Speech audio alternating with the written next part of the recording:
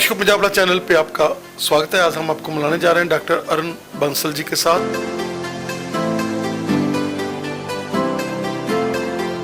Allopathy में क्या है कि आप सिर्फ एक पेन किलर खाते हैं और आपको लगता है कि आपका दर्द ठीक हो गया, लेकिन वो टेम्परेरी इलाज है।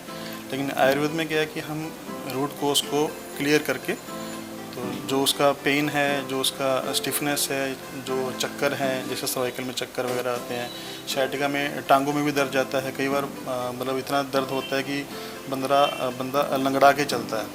तो वो सब भी इसमें धीरे धीरे, पर इसमें टाइम लगता है, बट धीरे धीरे वो बिल्कुल ठीक हो जाता है। दर्शकों, पंजाब चैनल पे आपका स्वागत है। आज हम आपको मिलाने जा रहे हैं डॉक्टर अरुण बंसल जी के साथ, जो पिछले लंबे समय से अपनी सेवाएं चंडीगढ़ में मोहाली के जो 80 सेक्टर है वहाँ पर दे रहे हैं। डॉक्टर साहब, स्वागत है आपका हमारे स्पेशल शो में। नमस्कार। डॉक्टर साहब, क्या कहना चाहेंगे कि अगर हम बात कर लें सर्वाइकल की, हम बात कर लें स्लिप डिस्क की बात कर लें, हम लोग आज का जो सिनेरियो है जिसमें अगर हम बात कर रहे हैं एलोपैथी की, तो डॉक्टर्स को काफ़ी जो है मेडिसिन्स और साइड इफ़ेक्ट्स, और एक आयुर्वेद ऐसी चीज़ है जिसके साथ आप लोग उनको निजात दे रहे हैं। क्या कहना चाहेंगे? बेसिकली आयुर्वेद में हम क्या करते हैं कि हम रूट कोज के ऊपर काम करते हैं कि उसका रूट कोज क्या है। जैसे शायटिका है या सर्वाइकल है, इसमें मसल स्पाज्म है या नर्व्स की दिक्कत है या बोन्स की दिक्कत है, हम उसके ऊपर काम करते हैं जो उसकी जड़ है। एलोपैथी में क्या है कि आप सिर्फ एक पेन किलर खाते हैं और आपको लगता है कि आपका दर्द ठीक हो गया, लेकिन वो टेम्परेरी इलाज है। लेकिन आयुर्वेद में क्या है कि हम रूट कोज को क्लियर करके, तो जो उसका पेन है, जो उसका स्टिफनेस है, जो चक्कर हैं, जैसे सर्वाइकल में चक्कर वगैरह आते हैं, शायटिका में टांगों में भी दर्द जाता है कई बार, मतलब इतना दर्द होता है कि बंदा लंगड़ा के चलता है।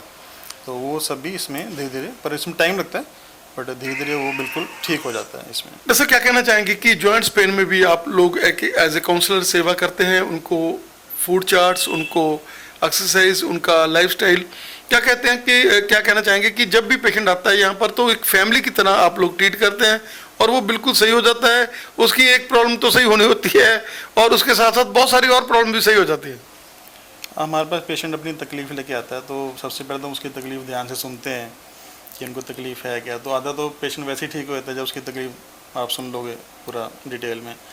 तो बेसिकली हमारा आयुर्वेद में हम ये काम करते हैं कि जो बीमारी है, क्योंकि जो जॉइंट्स पेन है वो 70 टाइप्स के होते हैं, 70 तरह के होते हैं। तो उसमें अब आपने देखा होगा कि मार्केट में कोई भी डॉक्टर है या कोई भी है, वो एक प्रोडक्ट बना के लॉन्च कर देते हैं कि हमारा एक प्रोडक्ट है, ये हर बीमारी में काम करता है, जबकि ऐसा नहीं होना चाहिए।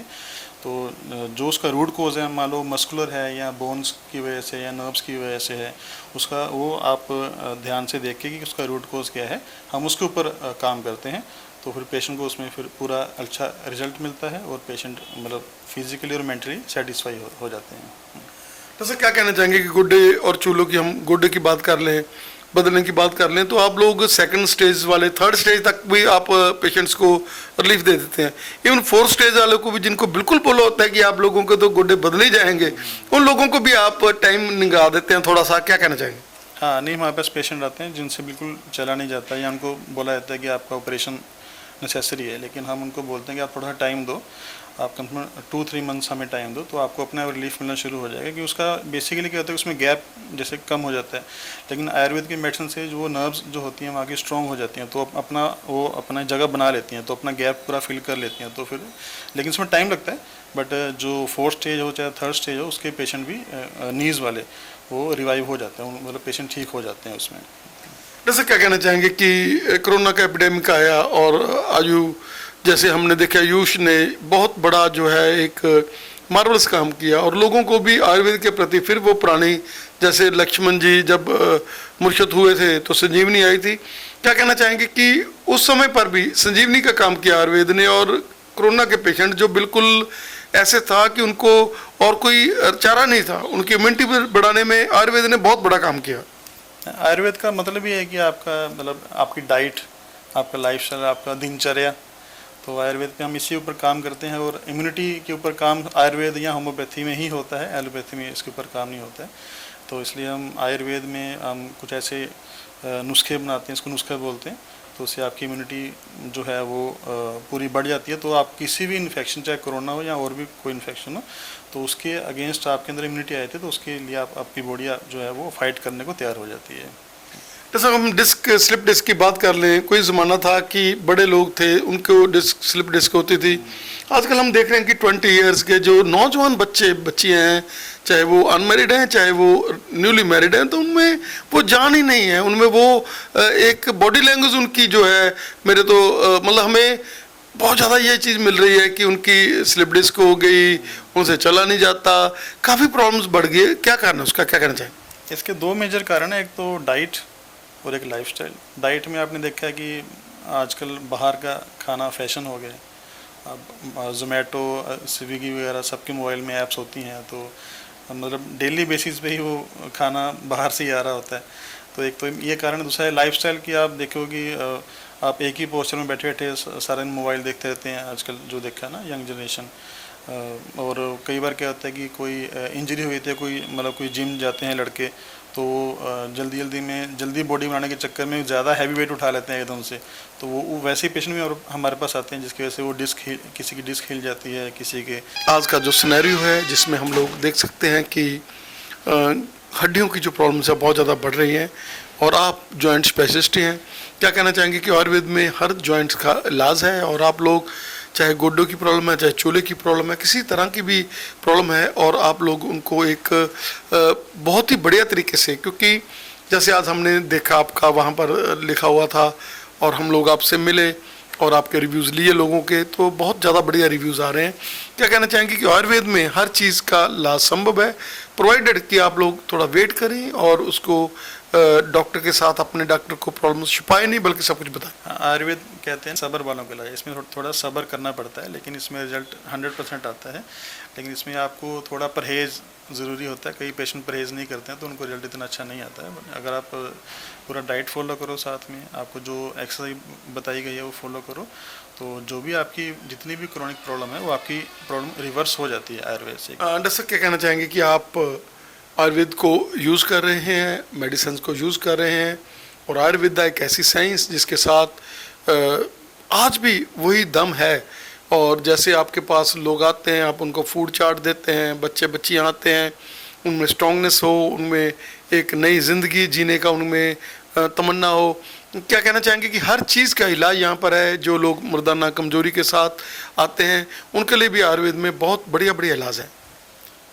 कोई भी क्रोनिक प्रॉब्लम, जो जैसे आजकल का अपना लाइफस्टाइल ही आप ले लो कि बहुत ही ख़राब हो चुका है। लोग मतलब सैर नहीं करते हैं, बाहर का खाना ज़्यादा खाते हैं, टाइम से खाना नहीं खाते, रात को लेट खाना खाते हैं। इन्हीं की वजह से जो है वो सारी प्रॉब्लम, चाहे कोई भी प्रॉब्लम है, वो इन्हीं की वजह से आजकल बहुत ज़्यादा बढ़ती जा रही है। तो हम लोगों को डाइट भी सिखाते हैं कि आपको डाइट कैसे लेनी है, उनको पूरा बताते हैं कि आपने कौन सी एक्सरसाइज करनी है, आपको मॉर्निंग वॉक के फ़ायदे बताते हैं कि आपको ये ज़रूरी है। साथ में मेडिसिन के जो कम्बिनेशन है वो हमारे अपने एक्सपीरियंस किए हुए हैं 12 साल से, तो सारा मिलजुल के काम होता है। तो इससे कोई भी क्रोनिक प्रॉब्लम है उसके हमें 100% रिजल्ट्स मिल जाते हैं।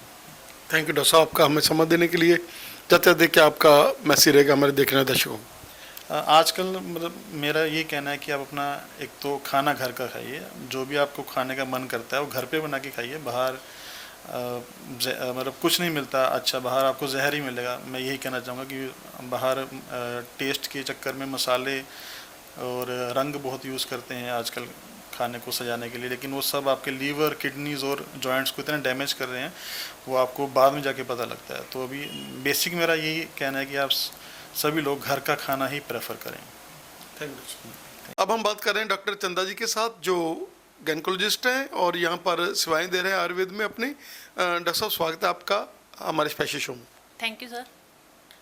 डॉक्टर चंदा, क्या कहना चाहेंगे कि हर चौथी पांचवी लड़की आजकल पीसीओडी का शिकार है, और उसके लिए आपका ये जो सेंटर है वो वरदान माना जाता है, क्योंकि पीसीओडी के जितने भी पेशेंट आते हैं यहाँ तकरीबन रिलीफ लेकर ही जाते हैं। क्या कहना चाहेंगे?